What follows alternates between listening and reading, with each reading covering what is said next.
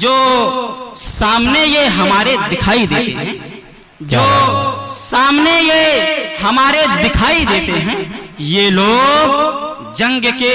ہارے دکھائی دیتے ہیں۔ کیا بات ہے، جو سامنے یہ عمران بھائی دیکھیں جی بھائی جی، کہ جو سامنے یہ ہمارے دکھائی دیتے ہیں، یہ لوگ جنگ کے ہارے دکھائی دیتے ہیں، اور وہ بے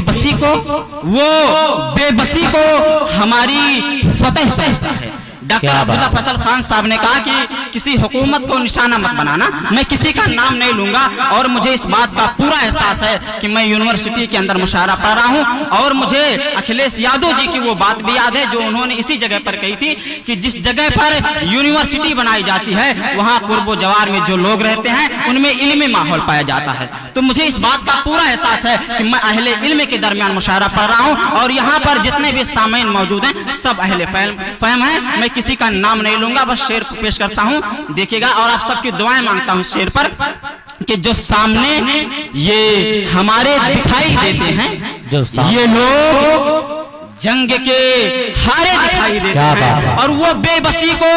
ہماری فتح سمجھتا ہے، اسے بھی دن میں ستارے دکھائی دیتے ہیں۔ وہ بے بسی کو ہماری فتح سمجھتا ہے، اسے بھی دن میں ستارے دکھائی دیتے ہیں۔